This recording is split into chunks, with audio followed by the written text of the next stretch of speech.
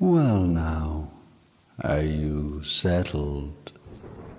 Welcome back to Celticism, your place for ghost stories told in the dark. If you enjoy these tales, tap like, subscribe, and share with a friend who listens at night. And in the morning, drop a comment to let me know how you slept and also where you're listening from. And don't forget, there's new stories every week. And now for our little trick. Soften your eyes, don't close them, just let them blur. Let your jaw unclench, your brow unfurrow. Breathe in for 4, and out for 4. Slow and easy. Tonight we begin near Ballyhooly in County Cork, out where the reeds stand taller than a child and the ground keeps secrets. This story is called Night of the Sedge Witch.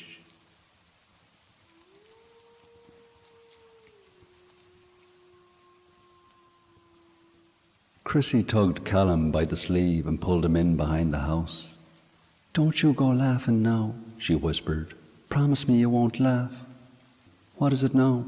Midges ate your nose off." Chrissy lifted her hands from her cheeks.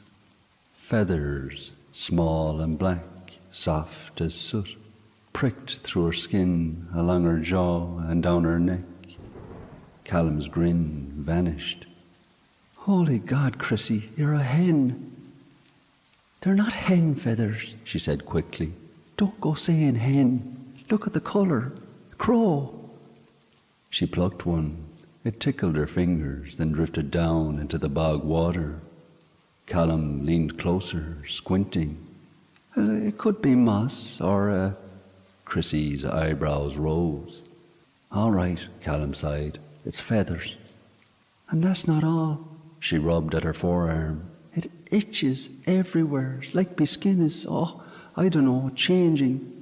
Callum swallowed. "Well, first things first, don't panic." She pointed at his boots. "You show me yours." "My what?" "Your turn. You're walking funny." "I'm not." He saw her face. He sighed, hooked his thumbs under the cuff of his trousers and dragged the fabric up. Coarse, red-brown hair bristled along his shin in a thick band. His ankle looked thin and strange, like it wanted to bend a new way. His toes were narrower and too sharp at the tips. Chrissy stared. "You're a fox." "It's not a fox," Callum said. It's a rash." She folded her arms. "A rash with claws, is it?" They stood in the hush of the wetlands behind the house, listening to the whisper of sedge and the quiet slap of water underfoot. Far off, a heron beat its wings. Callum glanced over Chrissy's shoulder. The crooked chimney on the far side of the marsh leaned like a finger. Thin smoke curled from it and vanished in the mist. "We shouldn't have gone near her cottage," Chrissy said. "Well, we didn't go near it," Callum said. "We were miles away. We only picked a few berries." Chrissy pressed her lips together. "They were on a string, Callum. Berries tied with reeds, hanging like a charm on a hook, and we robbed them." "Well, they were asked to be eaten." "They were tied to the cottage fence." He kicked a clump of rushes. "Well, how was I to know that that was witch berries? They looked like normal berries." Chrissy's voice stopped. "They say there's a sedge witch out here." "And they say lots of things in Ballyhooly. Oh, lads full of porter love a good story." "Then what's this?" She touched her cheek. "Moss, is it? Moss." Callum didn't answer. He scratched his calf. It felt good. Too good. Chrissy shifted from foot to foot, embarrassed. "You know, I tried to go the jacks behind the hedges." "Oh, aye," Callum said, awkward. And I didn't, Not in the usual way, she swallowed. Didn't I go and lay an egg? Callum stared at her, then he burst out laughing. He laughed so hard he bent double, hands on his knees. It's not funny, she hissed, thumping his arm. He wheezed. You laid an egg. Don't you dare tell anyone. Who'll believe me? He wiped his eyes, still grinning. So what did you do with it? I put it in the reeds and said a prayer and hoped it'll hatch into a loaf of bread so Mam won't be cross. She shook his sleeve. Callum, we have to go back to the cottage. We have to ask her to undo it. Ask who? The witch. There is no witch. Chrissy raised both brows and waited. Callum rubbed his leg. He glanced again at the bent chimney. All right, there might be a witch. The wind hissed down through the sedge like a whispering crowd. Come on, Chrissy said, before I grow a bloody beak. You're right, and before I chase a rabbit, Callum muttered. They set off along the water track, hopping tussocks and following the thin path only children and cattle used. The bog squelched and tugged at their boots.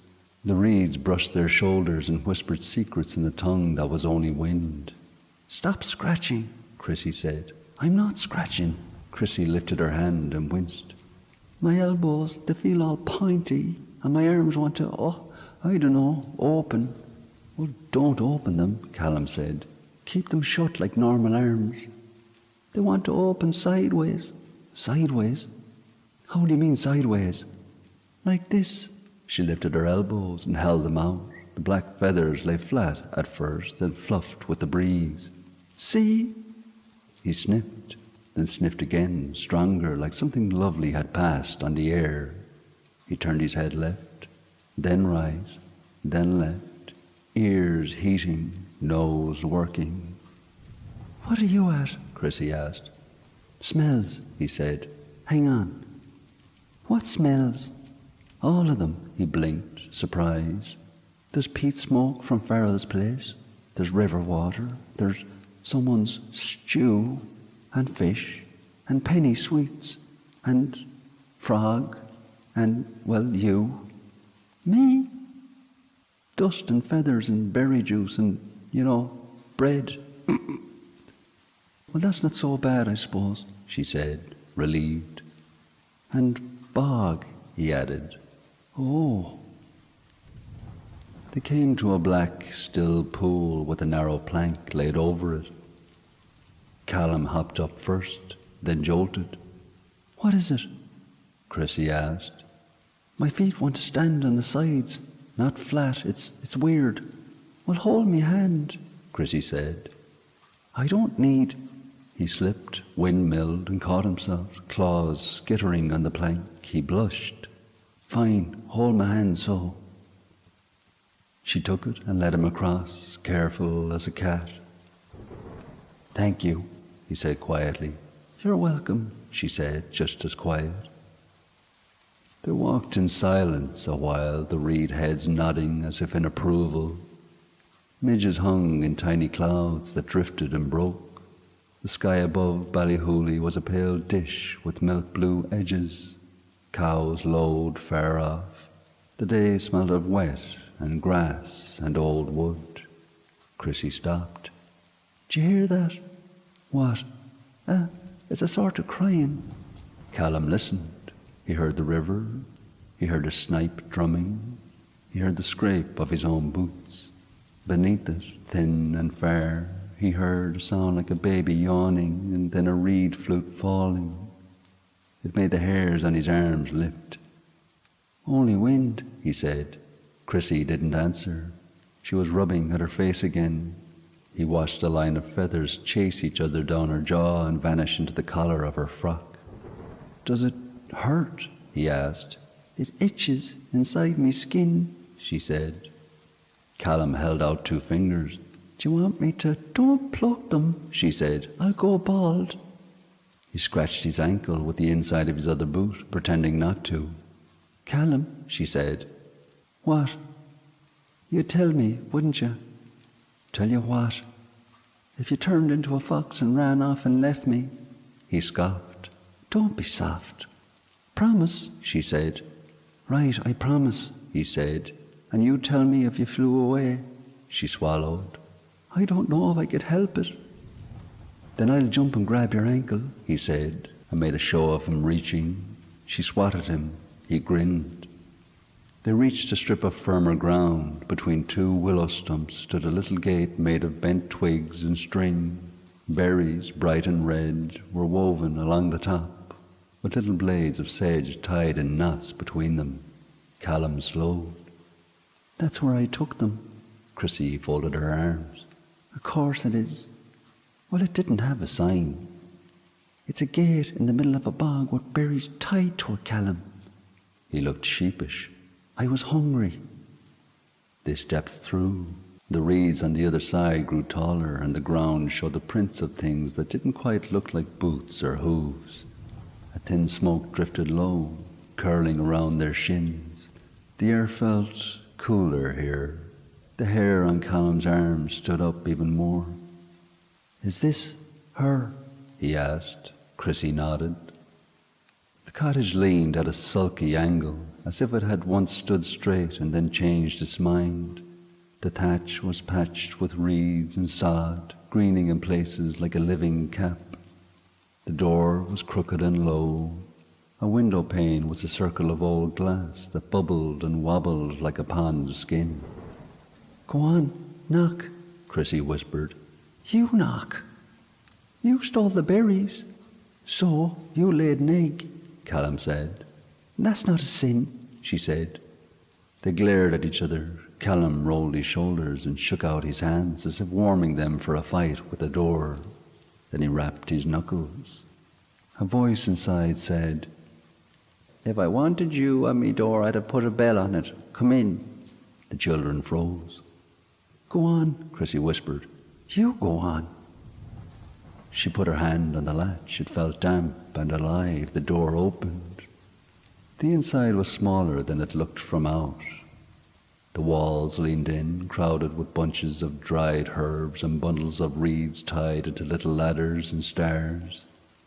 A fat toad sat on the sill in a puddle of its own making, eyes like old pennies. The smell was peat smoke and wet roots and something sweet that didn't belong. In the crooked chair by the old hearth sat a woman in rags the colour of ditch water.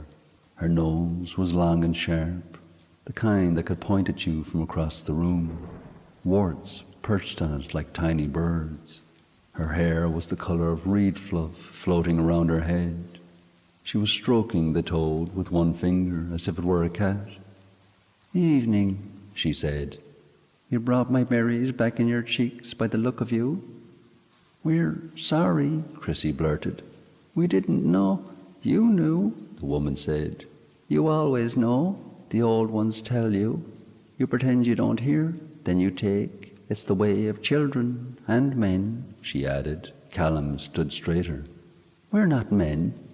Not yet, she agreed, eyeing his shins. Give you an hour and we'll see. The toad blinked very slowly. Please, Chrissy said, whatever you did, undo it. And what did I do? The old woman said, innocent as anything. You made me into a bird, Chrissy said, small. Bits of me anyway. And me into a fox, Callum muttered. I did nothing, the old woman said. The bog heard you, the reeds saw you, the old rules woke up and yawned. A little lesson, no more. Then unteach it, Callum said. He winced. The words came out a little sharp, like teeth. The woman cocked her head. Ah, listen to yourself. Can you hear it? What? He said. The snap in your voice, the snarl in it. You've a fine nose on you now, I'd say. What do I smell like? Callum sniffed in spite of himself. Peat and rushes and damp wool and honey. Ah, she smiled, pleased. Someone left a drop on the spoon. Don't be telling the bees, though. Chrissy rubbed her jaw. Please, I can't go home like this. Ma'am will have a fit. You won't be going home, the woman said. Not yet. You've errands. We're not doing errands, Callum said. You'll do them, she said. What errands? Chrissy asked quickly before Callum could spit again. The woman nodded at the round window. Take a look. They looked. The wobbly glass showed the marsh as if it were seen through tears. Beyond it, the twilight lay soft and heavy. In the reeds a light bobbed, then another. Then a thin, pale hand rose as if asking to be chosen and sank again. What is it? Chrissy whispered. Lost things, the woman said. Bits of promise you stole from the marsh. Bring something back to it. Put back what you took and what it wants, and the marsh will stop pulling at you. We only took a few berries, Callum muttered. You took without asking, the woman said. Same thing. You'll bring a gift, and while you're at it, you'll learn what you've become. We know what we've become, Chrissy said. A bird and a fox. Names are the smallest part, the woman said. Now go. We don't have a gift, Callum said. You've loads, she said. Look at your hands. She smiled at Chrissy's open arms. Look at your other hands. Chrissy frowned. Is this a trick? It's a lesson, the woman said, and went back to stroking the toad. They waited. She didn't look up again. Come on, Chrissy whispered. Do we just leave? Callum hissed. She told us to go. She's a witch. She has a toad. That's not proof, he said. It's very good proof, she said. They stepped back into the reed cool air. The door shut itself behind them with a wet little sigh. Now what? Well, we make a gift, Chrissy said. Out of what? She looked down at the path. Out of here. They sat on the flat tussock and thought. Callum's nose wrinkled and wrinkled. There were too many smells at once. I can't think, he said. It's like everyone's cooking and everyone's feet are damp and... Wait. What? Do you smell that? He closed his eyes. Something small. Fur.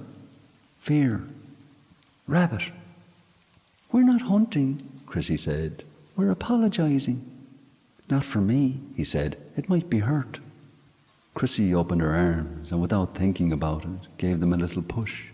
Wind picked the black fringe along her skin. Her feet lightened. For half a second, she felt the world tilt and her stomach drop. Did you see that? She whispered, delighted and afraid at once. I saw you hop. It wasn't a hop, she said. It was a lift. Do it again so, he said. She tried, she failed, she didn't rise. She laughed, half shocked. I don't know how. Maybe don't, he said, glancing at the black water. They followed Callum's nose. He loped without meaning to, a little hunch, quick and quiet. Chrissy trotted to keep up, rolling her shoulders because it felt right. Slow down, she hissed. I'm not built for mud. You will be, he said, and then looked sorry. Sorry, that wasn't nice.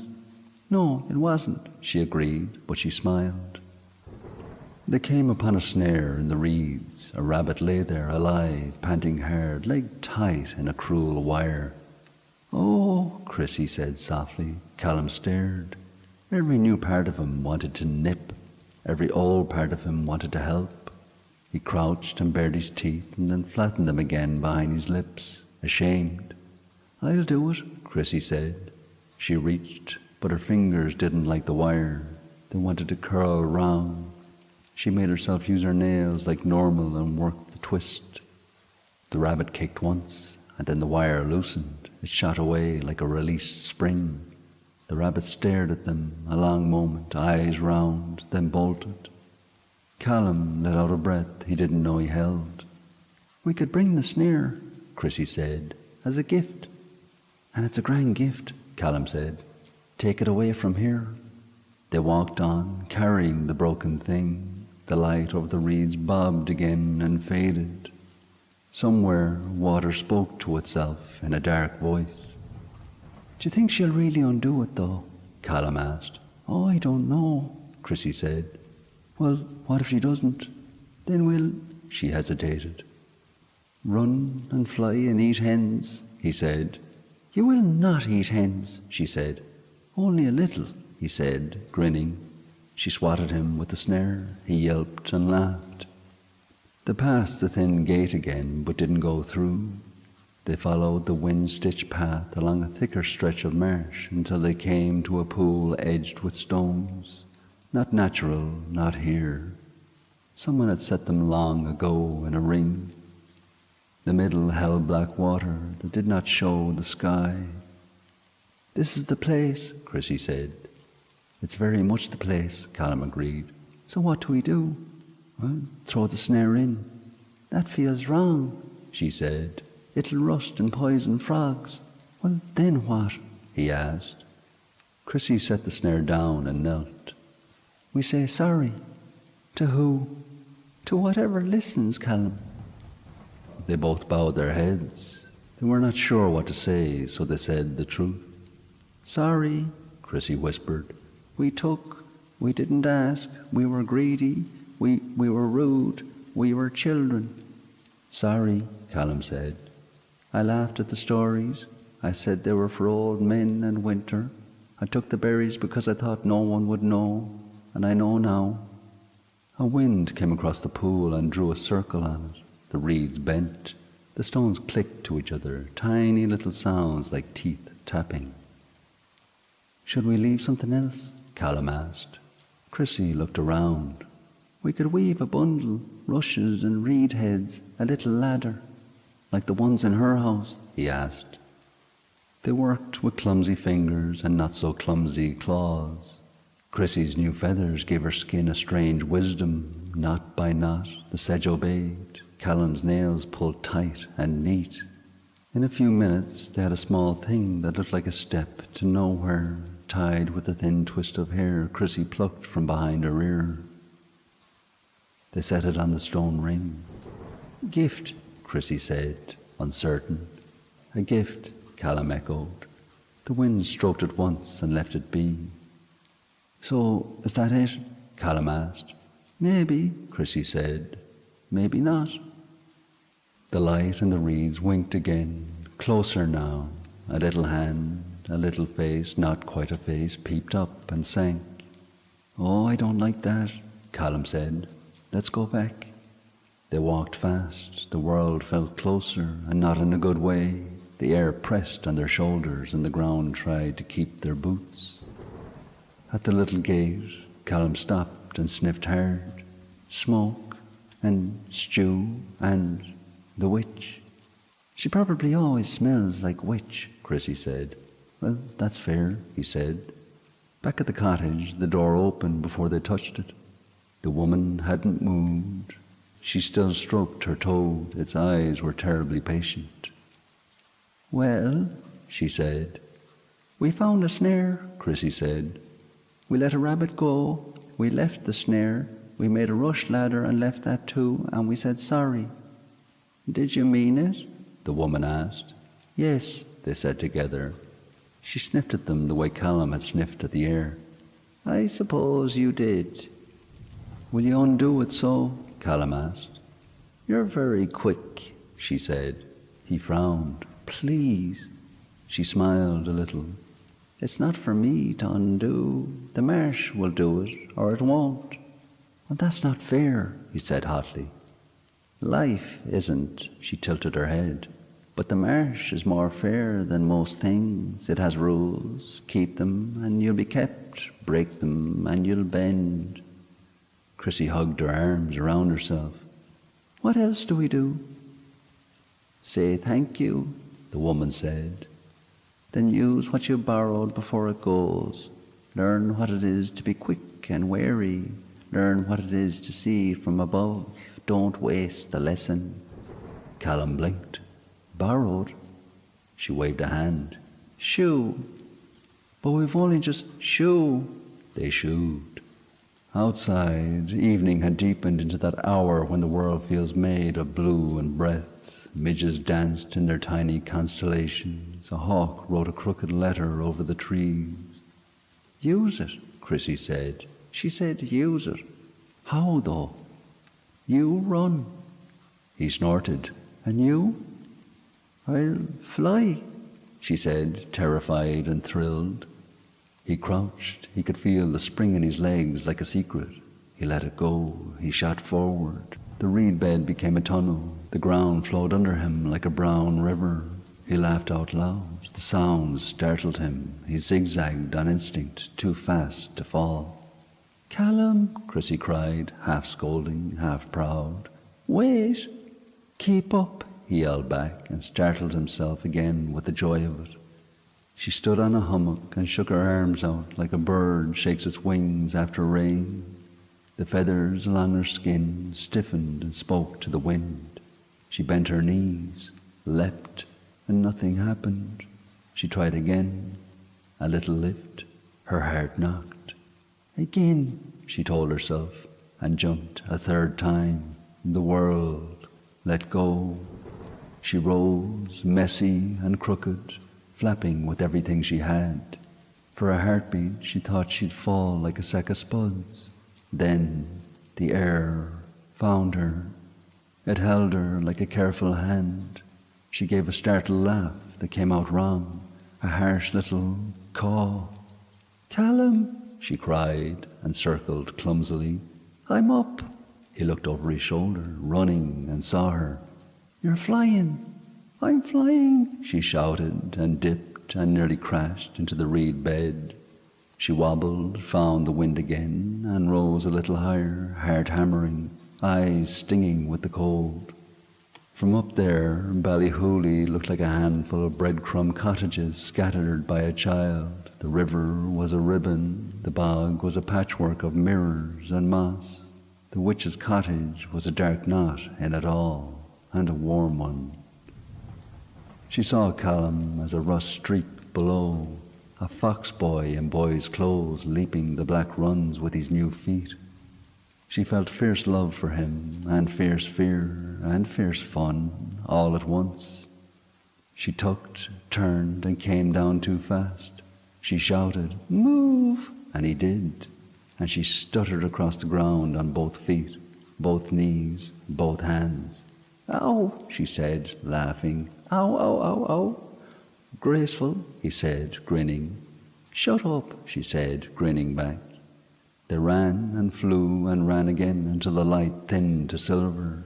Once Callum scented a trail and gave chase without thinking, and Chrissy had to lift and glide to keep him in sight. "Come back," she called. "I can't," he panted, delighted. "I can't, oh." He stopped. A rabbit sat on the path ahead, ears up, nose twitching. It looked at him, he looked at it. Something passed between them that wasn't words. "Go on," he said softly. The rabbit went. He let out a breath. Chrissy landed beside him, wheezing. "Well?" "I could have," he said, "but I didn't." "Good," she said. He paused. "I wanted to." "I know," she said. They walked on together, slower now. Their skin itched less. The feathers on Chrissy's arms lay flatter. Callum's ankle looked less odd in the failing light. "Is it going?" he asked. "I think so," she said. "A little." They reached the thin gate once more, and Chrissy touched the hanging reeds with her fingertips. "Thank you," she said to no one in particular. When they came to the cottage, the door was open again. The woman sat as before, as if time were something that happened to other people. "Well," she said. "It was brilliant," Callum said, then coughed, embarrassed. "It was terrifying," Chrissy said, and then, "It was brilliant." Said the woman, pleased. "You used what you took. Now you can give it back. That's the way." "Will it?" Chrissy began, and then she wasn't sure what to ask. "Will it be right by morning?" Callum said. The woman considered them. Her eyes were the colour of old water. She nodded once. "Mostly," she said. "Mostly," Callum echoed. "Mostly," she repeated. "Things like to leave a mark. That's how you remember." "Will I?" Chrissy looked at her arms. "Will I lay another? Only if you keep talking about it," the woman said dryly. Chrissy turned pink. "Right so." The toad blinked long and wet and satisfied with itself. "Off with you now," the woman said. "Home before last light goes, or the bog will keep your shoelaces." They went. The reeds seemed friendlier now. The path knew their names. The ground didn't pull so hard at their boots. Callum sniffed, and the smells sorted themselves into sensible places in his head. Chrissy shook her arms out, and only a few small black feathers loosened and fell black in the grass like night bits. Do you think we'll tell Mam?" Callum asked. "About the witch?" "About the egg," he said solemnly. "We will not," Chrissy said. "Good," he said. They reached a dry bank and could see Ballyhooly's lamps beginning to blink on, one by one. A dog barked. Somewhere someone laughed. Chrissy lifted her arms and gave a little hop. Nothing. She tried again, and nothing. "Gone?" Callum asked. "Gone," she said, a little sad. He flexed his ankle. It bent like a normal ankle. "Mine too." They walked a while without speaking, and then both of them started talking at once. "When I looked down, when I ran the path, they were like toys. It was like water." They laughed, giddy. Chrissy sobered first. "We won't steal again," she said. "No," Callum said. "And we'll leave the gate gifts alone." "Except to add to them, maybe," he said. "Yeah, except to add to them," she agreed. They came to the lane that would take them through the last of the fields and down to their own back door. The smell of stew had stopped torturing Callum. It was just stew again. The bog smell, which had been a person in its own right, faded to mud and water and comfort. "Callum," Chrissy said. "Yeah? Thank you for not, for not running off. And thank you for not flying away." "I couldn't quite," she said. "But you almost did," he said, a bit proud. They reached the gate. Behind them the marsh whispered. Far off, in the reeds, a light bobbed and went. The witch's chimney bent its finger at the moon and went to sleep.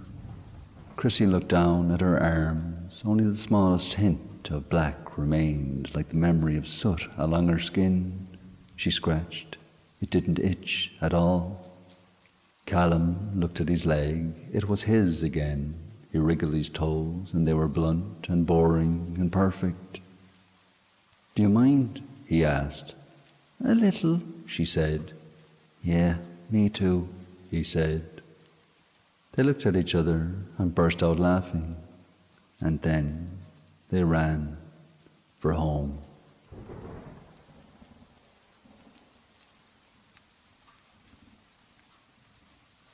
Let the reeds fall quiet. Let the cottage lean back into the dark and breathe. Slow, shoulders heavy, eyes soft. If you're still awake, the next story waits just ahead.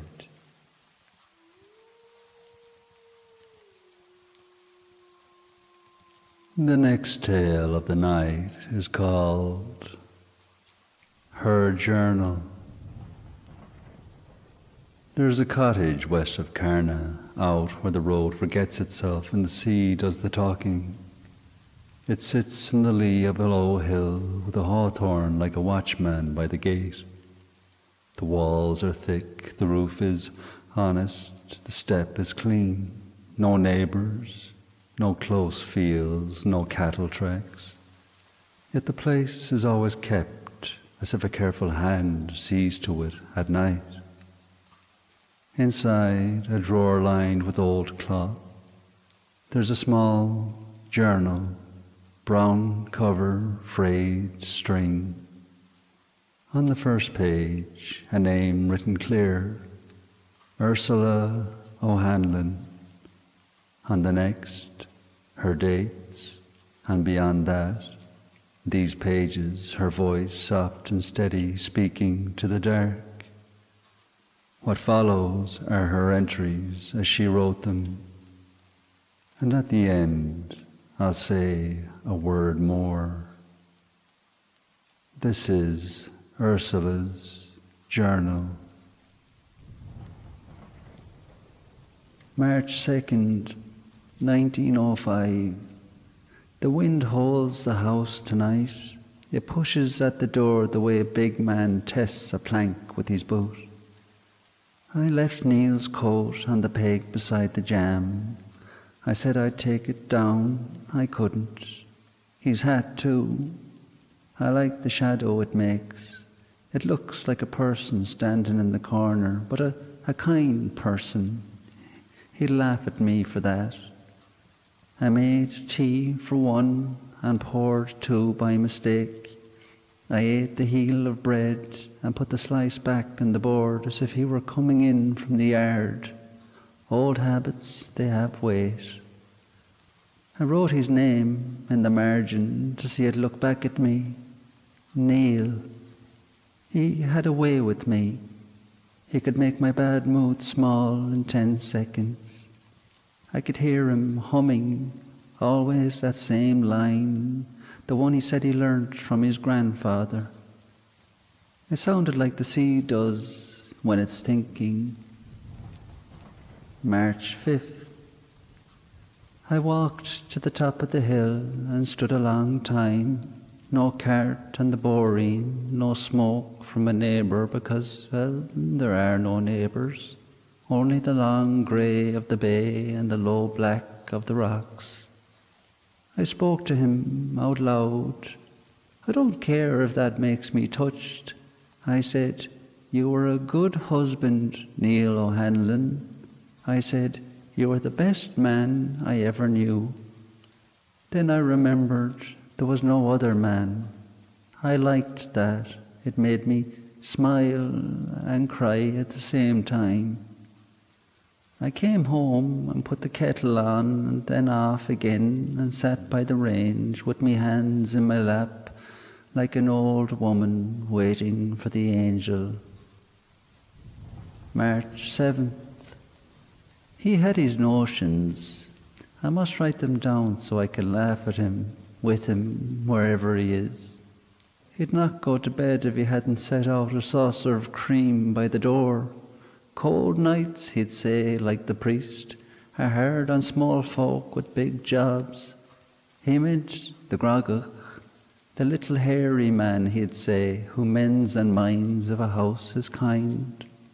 I told him a cat drank it.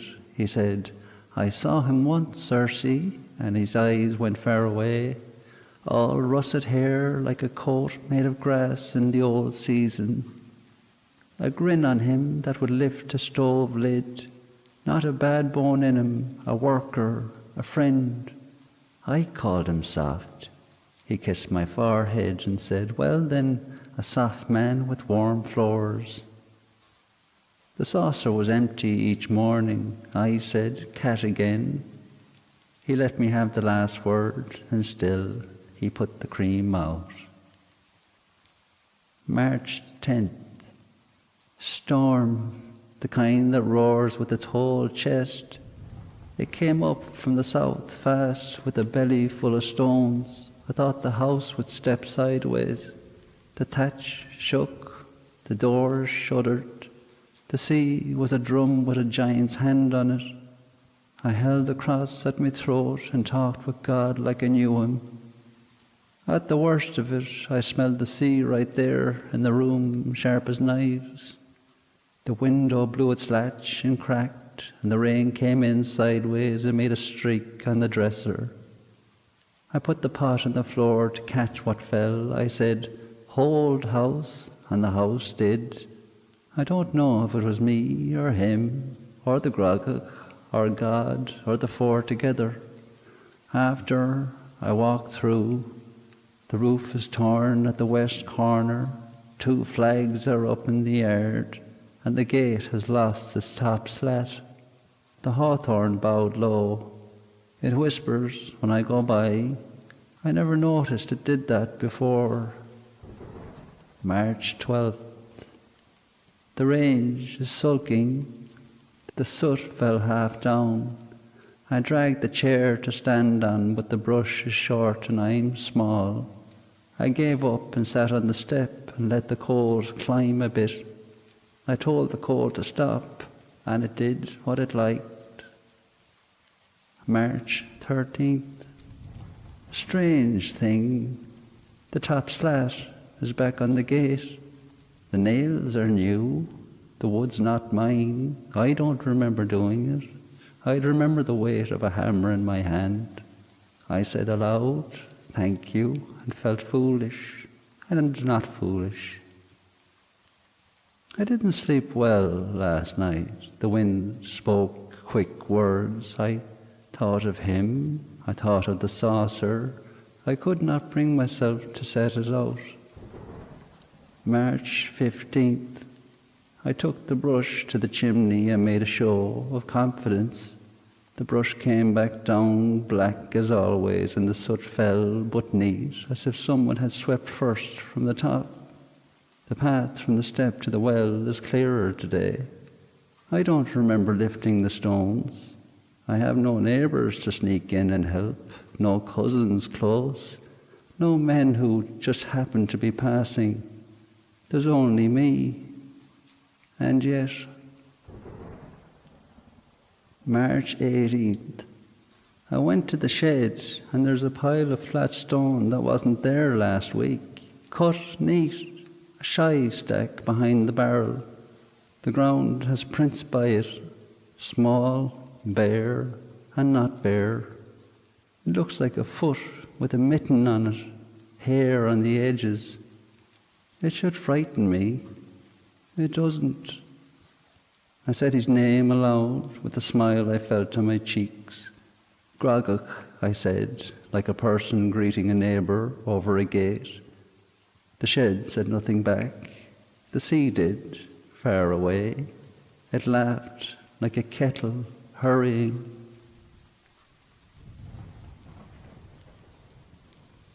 March 20th. I wrote him a note and left it on the step. Thank you, I wrote, and a little heart for foolishness. I laid a saucer of cream by the jam, the way Neil did, and I tucked it a little under the door overhang so the rain wouldn't spoil it. I woke with the kind of joy a child wakes with, for no reason except that the morning has a taste. The saucer was clean. Not licked, not tipped, not muddy, clean. I washed it anyway, because I am myself. March 23rd. The roof's west corner's mended. That's not possible. I can see the fresh thatch from the yard. It's packed tight and pinned with a wooden spar the shape of a hairpin. I didn't climb. I didn't pay a thatcher because there's no one to pay. The ladder's feet have new marks in the mud. I sat on the step with my hands on my knees and cried without the ugly face, just tears running and a small laugh sitting under them like a bird under a bush. I said, he loved you for the cream. He loved you for your kindness to Neil. He loves the work itself. And I said, you're welcome to my house. March 25th, Memory Day. I walked the short path and talked to Neil like he was 3 steps ahead with his hands behind his back. Do you remember the night the lamb came early and we lit a candle and you told me to hold the light low because it hurts their eyes coming out of the dark? Do you remember the new boots you wore on our wedding day and how the priest stared at them like they were a sin? Do you remember telling me about the grogach the first time? We were eating supper and you nodded toward the door like a man giving a toast. To the little man who makes big help, you said. I called you cracked and you kissed me on the nose. Later that night, the churn worked twice as quick. I said cat. And you let me have that word and smiled into your plate. March 29th. Heavy rain, then a hard frost. I lit peat and let it bank slow. I mended a sock and pricked my thumb twice and scolded myself.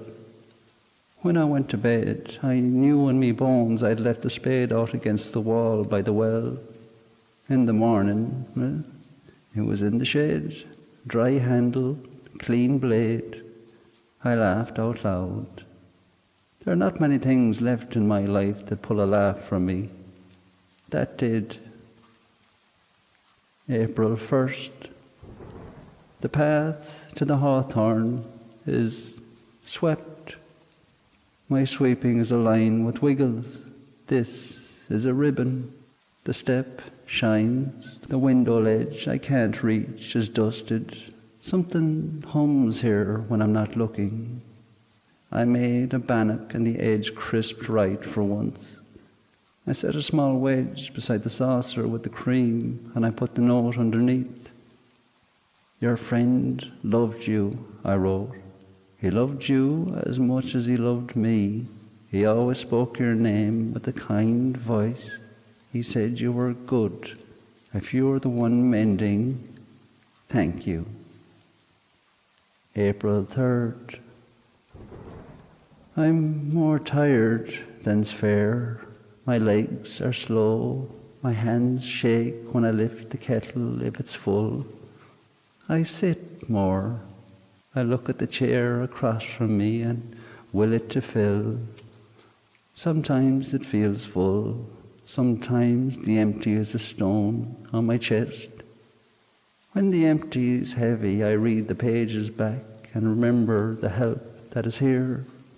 Then it gets light enough to stand up again. April 6th. He went too young, that's what people say. But there are no people here, so I say it for myself. You went too young, Neil. You weren't finished with our walking. You weren't finished with our quiet nights and your whistling at the door. We weren't finished with the talk about the grogach and me rolling my eyes and setting out the cream all the same. I'm starting to think you were right. I'm sorry it took this long. April 8th. Work done overnight. West wall chinked with neat mortar. The crease in the flag by the hearth filled.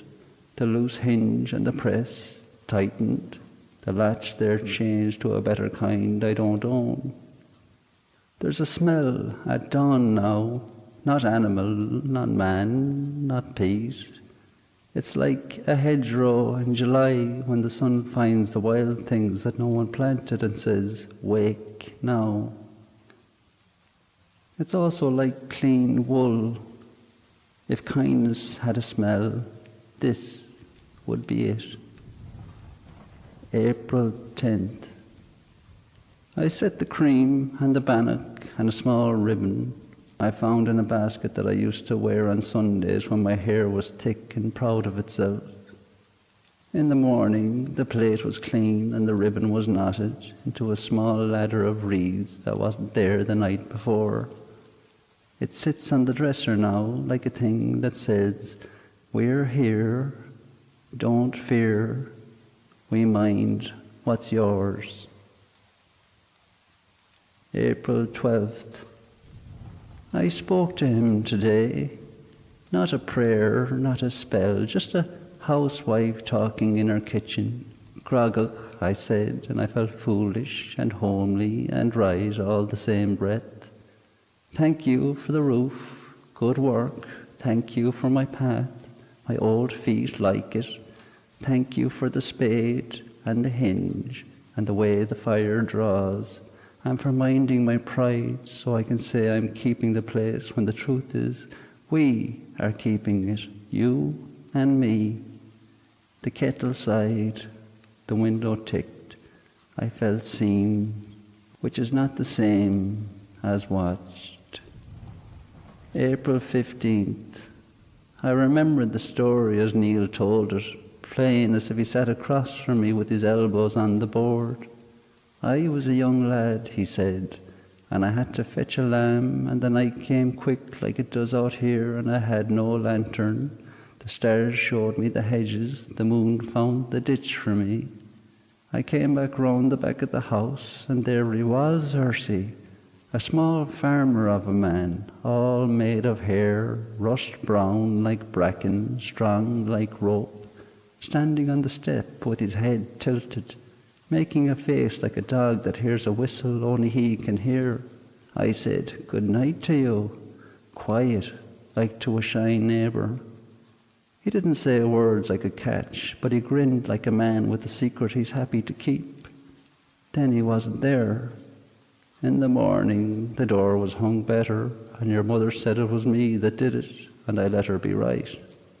I hit him on the arm for not waking me, and he said he'd not have come if I'd made a fuss of it. They like decent houses and quiet thanks, that's all. And I'm giving him quiet thanks now. April 18th. I fell in the yard like an idiot. My ankle turned on a stone I hadn't seen since last summer. I sat and scolded the stone and myself and the whole world. I crawled to the step and sat with my heart bumping in my chest like a fish in a bucket. I cried because I'm tired and because I hate asking for help, even from the air. I woke in the night and the ache was changed, not gone, but held. My boot was beside the bed with a strip of old linen tied around my ankle, clever as a nurse. The strip used to be Neil's shirt. I know the cotton. I pressed the knot to my mouth like a fool. Let a fool be kind to herself once. April 20th. The hawthorn blooms early on the side that faces the door. The other side holds off like a careful friend. The step smells of cream in the morning. My hands smell of wool and peat. And there's a new smell too, like reeds after rain. I'm not afraid in the night anymore. I listen for him, the small shift, the lift and set of stone, the sigh a house makes when a clever hand helps it remember its shape. April 23rd. I wrote Neil a letter and read it aloud and put it in the drawer. I wrote Gragach a letter and left it by the saucer. Kind friend, I wrote, you loved him too. You liked his ways, you liked his cream, he liked your grin, he liked your work. You're helping me now because you're helping him still, and that's love, I think. Thank you. If I could sweep your small steps, I would. If I could mend your coat of hair when it snags on our lintel, I would. I can only set out the cream and keep the house decent so you're not ashamed to come. The paper was damp at the edge when I took it in again. It smelled of clean wool and July hedges. April 26th. I think I saw him. Not full, but enough. A small shape by the gable at dawn, russet brown in the half-light, head cocked as if listening to a thin sound only he could hear. Broad through the shoulders like a man used to a barrow. I didn't gasp. I didn't move. I put my hand on the doorpost and let my fingers feel the old wood, and I smiled without showing my teeth, the way you do at a shy cat. He wasn't there after that, but the flag by the threshold sits true now, no wobble under the heel. April 30th. I'm old. I write it because no one is here to contradict me. The days are long, but the work is longer. He's making the hard parts light. I'm letting him. That's a kind of wisdom I didn't have when I was young. If I go soon, the house will not fall. He will not let it. He loved Neil, and I'm the last of Neil's house. When I'm gone, I think he'll still come.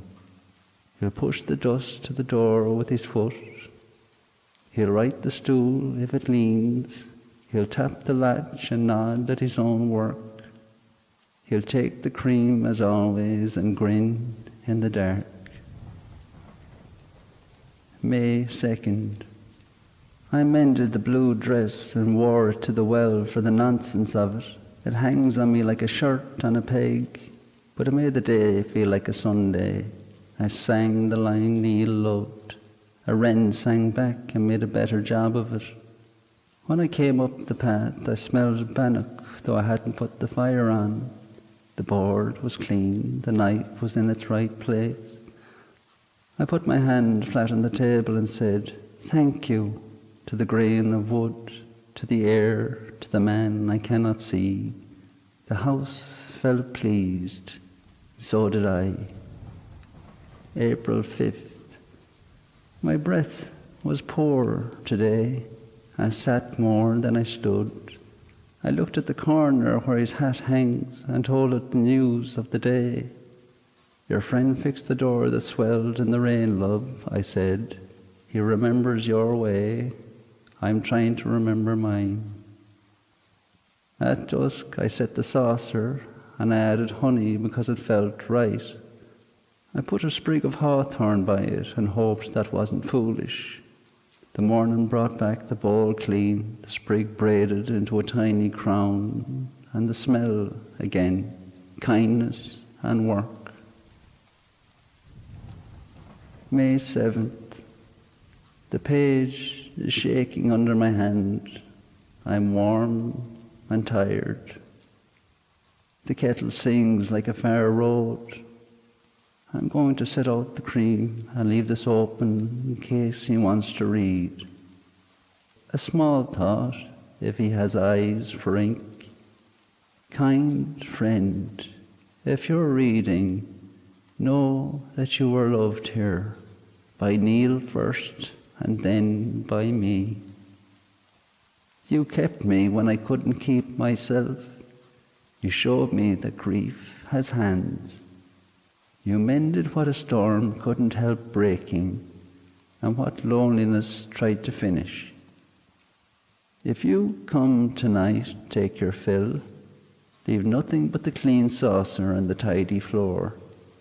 I'll listen for your step, and if I sleep, I'll dream I hear you lift the latch and the grunt at the work of it and the grin, your grin, and I, well,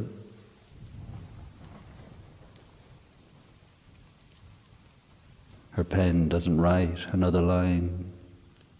The page is clean where the sentence reaches its little hill and stops. If you go to that cottage west of Carna, you'll see the hawthorn bow a little the way trees do when they know a name you've said. The roof is snug, the path is neat, the flag at the threshold sits true as a plumb line. No neighbours, no footsteps by day. But at dawn, if you're up foolish early, you might find a saucer by the door, clean as if licked by a careful tongue. And if you're kinder than most, and you stand very still, and you don't make a fuss of it, you might see a russet shape by the gable, broad-shouldered, head cocked, listening to work only he can hear. Say nothing, leave a drop of cream, give quiet thanks. For this house was loved by Neil and Ursula O'Hanlon, and tended by a friend who mourned them in his own good way, a Grogach, the little hairy man of the old stories who labours for decent folk and keeps a place from falling to ruin. And that is why the cottage holds fast when others fail, and why the step is always clean, and why the wind at the door smells just a little of kindness.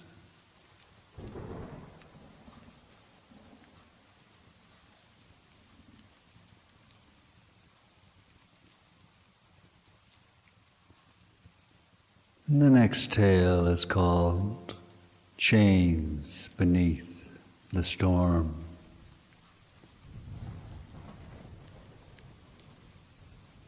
There was nothing strange about the house to look at. White walls, a roof thatched and patched, a field running down to a hedgerow with a gap worn by a cart, a yard where chickens picked and a dog slept. That was all anyone saw. No one knew what lived below the boards. In the cellar, the air was damp and close. Stone walls sweated. A slit window near the ceiling showed a triangle of sky by day and a bright shard of night after dark. A chain ran through an iron ring set into the wall. On the straw pallet sat Owen Kennedy, 11, small for it and quiet. When he was happy, he made a sound deep in his throat, not a song or a word, a little hum. Dust rose in small spirals when he did. When he cried, the air turned cold and the candle dimmed. He didn't cry often. He had learned it makes things worse. Upstairs lived Ardle Kennedy and his wife, Mairead. To the village, they were a hard couple who kept to themselves. Ardle had a field of barley and a patch of potatoes and a habit of turning away when you waved. Mairead bought what she needed in the shop and went home fast. They were not liked, they were left alone. The people of Kinsale were not fools. They noticed small things, how the Kennedys' hay lay dry after a quick shower that left everyone else's sodden, how the frost always missed their upper field by a whisper, how a fair wind seemed to find Ardle's cart on a bad day.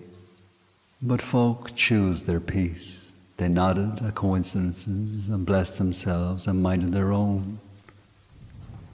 No one knew there was a boy in chains.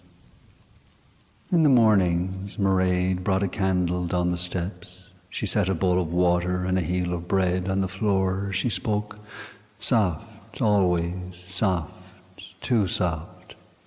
"Up now, love," she would say, dabbing his face with a cloth as if she were kind. "Look at me, that's it, good lad. We'll say a little prayer for a clear day. You know how, help your mammy."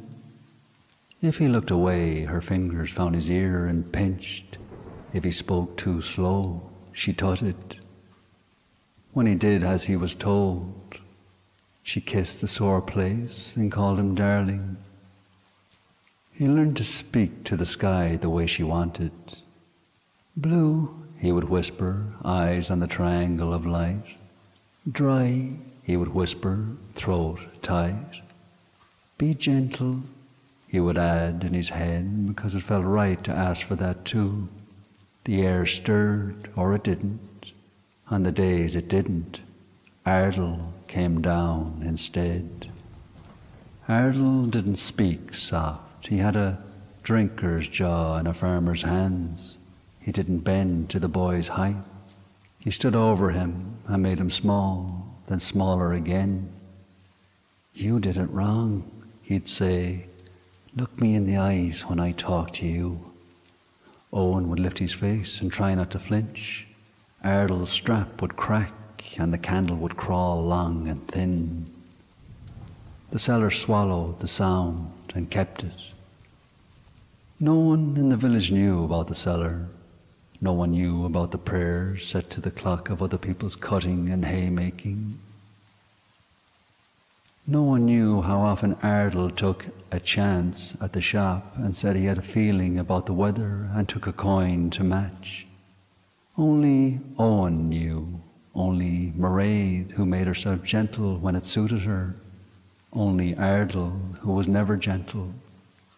The truth, the first truth, began years earlier on a summer night when the eaves sang like wire and the wind pressed its face to every window in the parish.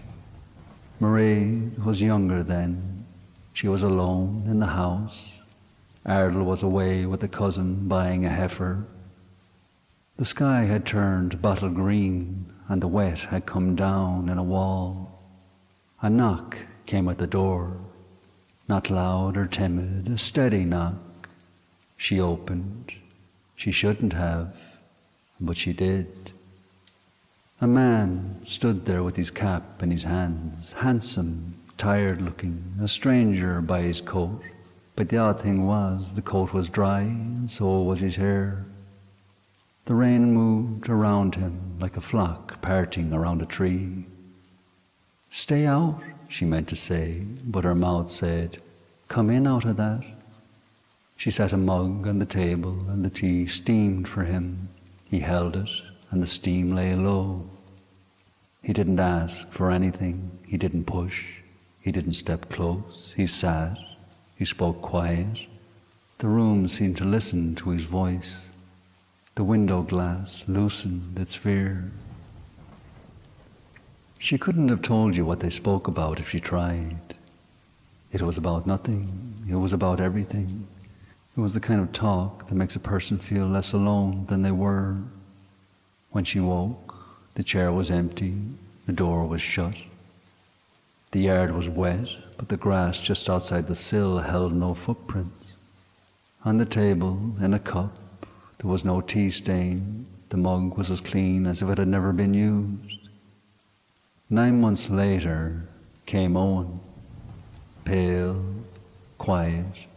When he laughed, the wind at the eaves made the same sound. Mairead told no one, not Ardle, not her mother, not her priest.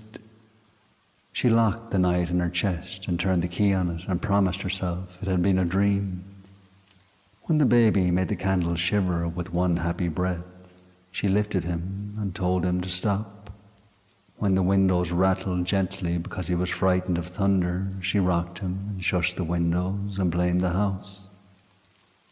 When he was 5 and the barley needed 4 clear days, and got 4 clear days after she told him what words to say, she didn't call it a miracle. She called it useful.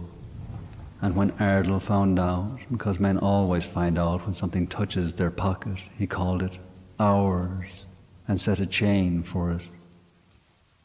Years went by. Sometimes the house was quiet for a week, and the boy almost forgot the ring in the wall. Sometimes the days were busy with other people's money and Ardle's bad temper. Once, on a still afternoon, Owen put his face to the cold stone and hummed a line like a thread. A thrush landed on the sill and answered him with 3 perfect notes. He smiled without meaning to. Upstairs, a spoon rattled in a cup. Mairead's mouth thinned, and she called down, sweet as honey, "Enough, love." He heard the sound of his father's step on the stair, the heavy step, the step that came when the sky did not do as it was told. He learned the smell of his mother's soap and how it arrived just before her fingers pinched his ear. He learned slowly that he couldn't make the weather. He could only ask, and sometimes the world listened because it wanted to, not because he was a clever boy. The summer he turned 11, Ardle grew greedy. He took quiet coins, not only from neighbours, but from men who carted goods to the cove. A wind from the right quarter at the right hour is worth a lot to a man with a boat and a buyer waiting. Ardle had a feeling more often, more coins walked into his hand. There was a week when the sky sat like iron and the heat lay on the fields like a hand that wouldn't lift. People said they could hear the air crackle. Children lay in the river with their clothes on. Dogs panted with their eyes shut. On the 4th day, a long thin cloud came like a knife. It moved too fast. Before a name of any saint reached any mouth, the wind had teeth and the cloud had fists. And the cut hay was in the hedge and on the road and in the priest's garden. Ardle went down the steps like the tail of a whip. Owen was already kneeling. He had been trying to speak to the air since noon. He held his breath and let it go and held it again like he couldn't match the wind's chest. His eyes stung. The back of his neck felt too cold. "You broke my field," Ardle said. His voice shook, not from fear, from rage. "Look at me. Say the words again. Say them right." "I can't stop it," Owen whispered. It came out like a thought escaping. "You can," Ardle snarled, and the strap fell. Mairead stood at the top of the stairs, pretty face gone flat. "Do as your father says," she sang, soft and sharp at once. "Be useful, prove you love us." That night the wind came from an odd place, not from the hill, not from the cove, from under the house.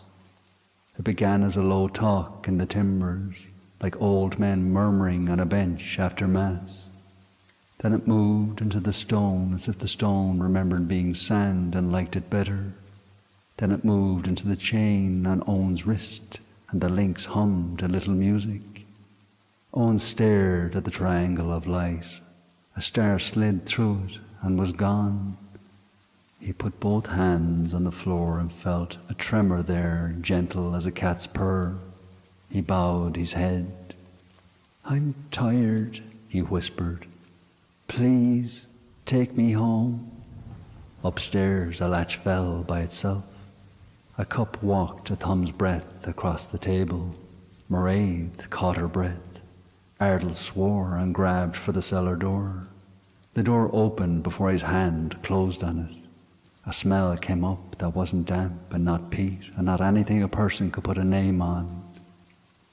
It was the feeling of air on your tongue in July after thunder breaks.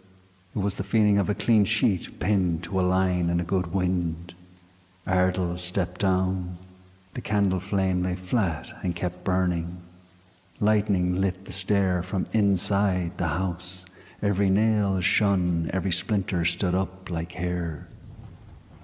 There was a figure at the bottom, no shadow tricks, a man's height, a man's shoulders, a man's calm. He didn't step in. He didn't need to. He looked at no one and at everything. Mairead saw a face she knew she did not want to know. For a breath she was young again, with rain in her hair and her hands shaking for no reason. She said to the air, to the past, to herself, "I told no one." The air didn't answer. The past never does. Owen lifted his chin. He didn't cry. He was past crying. "Please," he said, and his voice was only a small boy's voice, and that was enough. The house let go. It didn't explode. It loosened. It peeled back from itself like old paper. The roof lifted as if to see better. Tiles ran like beetles. The ridgepole sighed and went easy.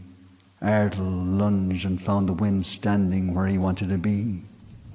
He hit the wall he had built with his own hands and slid down it with his eyes wide open. Mairead grabbed the banister. For a heartbeat she thought to run, to the yard, to the lane, to anywhere, but the banister turned in her hands like a thing deciding it was tired of being straight. The candle went out without a fuss. The kitchen became a path and lay down in the yard like a tired man laying its head on a table. In the cellar, the chain lifted a finger's width from the floor and laid itself down again like a sleeping snake. Owen smiled, tired and small. He thought of the thrush that sang back to him. He thought of the one time Mairead's kiss on his ear didn't hurt. He thought of nothing at all. He let go. By morning, there was no house. There were stones in the lane and straw in the hawthorn and a quilt hung by one corner from a branch. There was a shallow bowl where the cellar had been, as if a giant thumb had pressed the earth smooth. In that bowl was a single spiral burned into the soil, a line curling in and in and in again, the way wind writes its name when it's in a gentle mood. Neighbours came in twos, coats over night skirts. They stood on the road and said it must have been a boat out of a clear sky. They shook their heads and said, "Poor Mairead, poor Ardle, God help us." No one asked about a boy because no one knew there was a boy to ask for. No bodies were found, no cross was raised. Ardle's plot lay empty where his house lay, and the field beyond it grew up in dock and nettle. And the hawthorn kept the piece of quilt a year longer than made sense. Sometimes, when a breeze turned a still day into a day that wanted to move, a person would walk by and stop without meaning to. The gust would run across the bowl and lift a curl of ash and set it down a foot away as if that was a better place for it. If you listened, and if you had a kind of listening that isn't in your ears, you could hear a child's voice in it, not crying, not angry, relieved. It was said after, by the very old, the ones who still know the old words, that Mairead Kennedy once gave a night to a stranger who looked like a man and moved like a wind, that the child that came from that night was the blood of the Dina Guiha, the wind folk, and the weather in his chest was never going to obey his strap. But that was only said years later in low voices, and only to explain why the lane by the old Kennedy place sometimes gathered a sudden hush, as if everything there had decided to be gentle for once. And if you pass that way and the day is fair, and a little wind tugs your sleeve for no reason, you may feel the same small thought the neighbours felt, that some houses don't like to keep secrets under them. They like to give them back to the field and the sky, where secrets go light and stop hurting.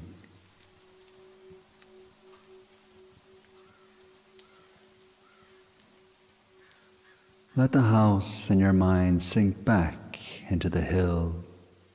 Let the last of the wind leave your shoulders. Breathe in and out, gentle, like a tide that knows the shore.